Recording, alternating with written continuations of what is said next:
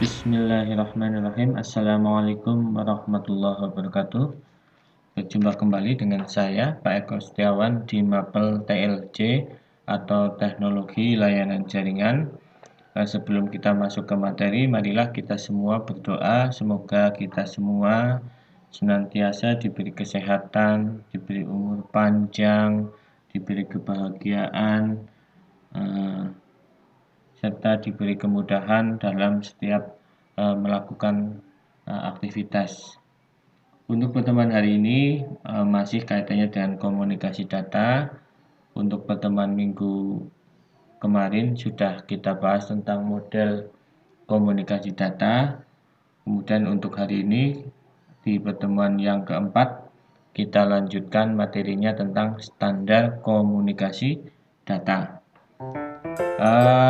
Di sini terdapat standar yang kaitannya dengan terjadinya komunikasi data, baik komunikasi atau perpindahan data dari piranti satu ke piranti yang lain, atau sering kita sebut sebagai protokol ya. Pengertian protokol adalah sebuah aturan atau standar yang mengatur atau mengizinkan terjadinya hubungan, komunikasi, dan perpindahan data antara dua atau lebih titik komputer. Di sini di komunikasi data terdapat standar teknologi komunikasi dan data secara internasional. Jadi ini mengatur standar komunikasi yang ada di seluruh dunia. Berikut berbagai badan atau organisasi yang menangani standar teknologi komunikasi data internasional.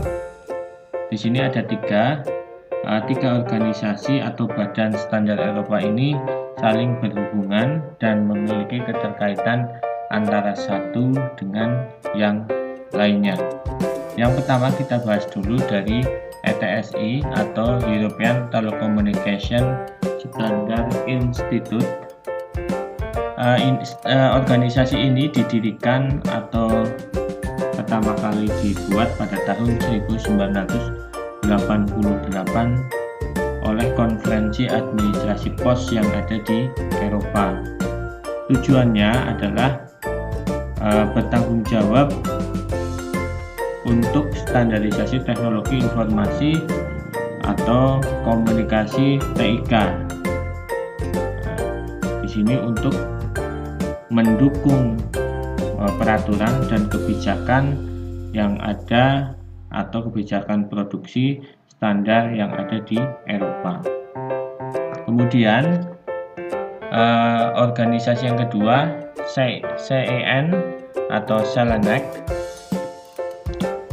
European Communicate for Electronical Standardization atau European Communicate for Standardization. Organisasi ini atau standar publik ini yang memiliki misi untuk mendorong ekonomi Eropa dalam perdagangan global, mempunyai tujuan untuk mensejahterakan warga dan lingkungan melalui infrastruktur yang kaitannya dengan komunikasi data yang dilakukan oleh pengembang atau pemelihara. Kemudian organisasi yang ketiga CEPT atau Conference European Desk Administration Telecommunication ya. Ini adalah keterkaitan atau hubungan ketiga organisasi ini dengan tujuan untuk mensejahterakan mereka atau pengguna dari perangkat-perangkat komunikasi. Tetapi bukan hanya penggunanya saja, tetapi termasuk pihak pengembang atau pemelihara dari jaringan atau standar komunikasi data tersebut. Kemudian yang selanjutnya adalah karakteristik dasar komunikasi data. Di sini ada 4. Yang pertama adalah pengiriman.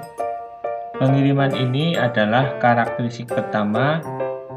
Hal ini terlihat dari sistem yang harus mentransfer data ke tujuan yang telah ditentukan. Kemudian data tersebut harus diterima oleh perangkat. Ini fungsi dari pengiriman. Kemudian akurasi, yang kedua akurasi.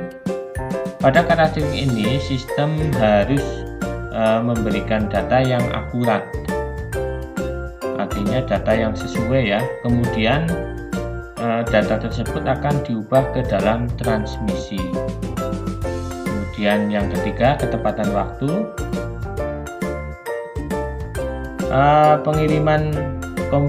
Pengiriman data harus akurat pada waktu yang tepat. Apabila waktu pengiriman terlambat, maka data tidak akan berguna. Hal semacam ini dapat disebut juga dengan pengiriman transmisi real time. Kemudian yang terakhir adalah jitter, merupakan karakteristik komunikasi data yang mengarah pada variasi waktu kedatangan data sendiri. Lebih tepatnya mengacu pada keterlambatan baik pengiriman ataupun akurasi data, sehingga menyebabkan kualitas data yang dihasilkan akan berbeda. Selanjutnya, teknologi jaringan komunikasi. Yang pertama ada transmisi, yang kedua ada switching, kemudian yang ketiga ada signaling. Transmisi adalah proses membawa informasi antar endpoint di dalam sistem atau jaringan. Kemudian yang kedua, sistem transmisi yang sekarang menggunakan 4 buah medium transmisi. Seperti berikut, seperti kabel tembaga, kabel serat optik atau gelombang radio.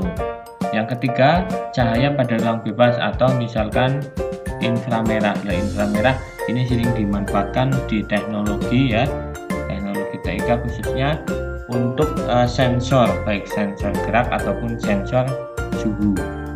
Kemudian yang keempat, dalam suatu jaringan telekomunikasi, sistem transmisi digunakan untuk saling menghubungkan sentral atau router. Kemudian yang kelima, keseluruhan sistem transmisi ini disebut jaringan transmisi atau jaringan transport network. Selanjutnya, switching merupakan suatu teknologi yang digunakan pada switch untuk menghubungkan main switch panggilan pada jaringan telepon. Kemudian yang kedua, mengarahkan atau memforward paket dari suatu link ke link yang lain. Kemudian signaling. Signaling adalah mekanisme yang memungkinkan entitas yang berada di dalam jaringan, misalnya perangkat di pelanggan atau switch dan lain sebagainya, untuk membentuk, mempertahankan, dan memutuskan suatu sesi di dalam jaringan. Kemudian yang ketiga, proses signaling dilaksanakan menggunakan suatu sinyal atau pesan tertentu. Contohnya, ketika kita mengangkat handset telepon untuk melakukan panggilan, akan terdengar nada panggil atau dial tone. Kemudian yang keempat, dial tone mengindikasikan bahwa sentral telepon siap menerima informasi nomor yang dituju. Ini merupakan penjelasan dari karakteristik komunikasi data. Kemudian selanjutnya, proses komunikasi data dalam jaringan adalah hubungan atau interkoneksi pengiriman dan penerima antar device yang terhubung dalam sebuah jaringan, baik dengan jangkauan sempit maupun dengan jangkauan yang lebih luas. Ini contoh komunikasi data, proses komunikasi data ya. Ada search, ada transmit, transmitter, ada sistem transmisi, ada receiver, ada destination. Nah, tadi ini merupakan komponen komunikasi data yang harus ada ketika kita melakukan yang namanya komunikasi data. Kemudian source ya, atau sumber. Alat ini membangkitkan data sehingga dapat ditransmisikan. Contoh telepon dan PC atau personal komputer. Kemudian transmitter atau pengirim, biasanya data yang dibangkitkan dari sistem atau sumber tidak ditransmisikan secara langsung dalam bentuk aslinya.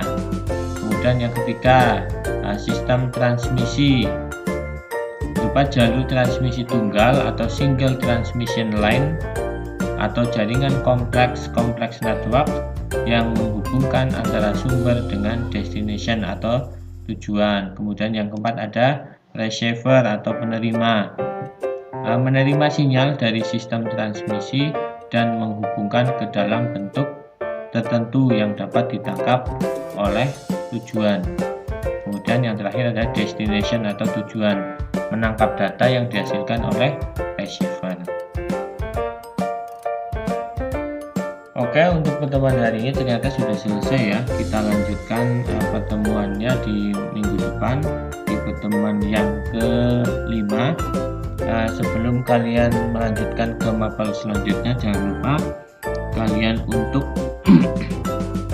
melakukan absensi serta mengerjakan penugasan yang sudah saya sediakan. Kurang lebihnya mohon maaf. Untuk pertemuan hari ini saya akhiri. Wassalamualaikum warahmatullahi wabarakatuh.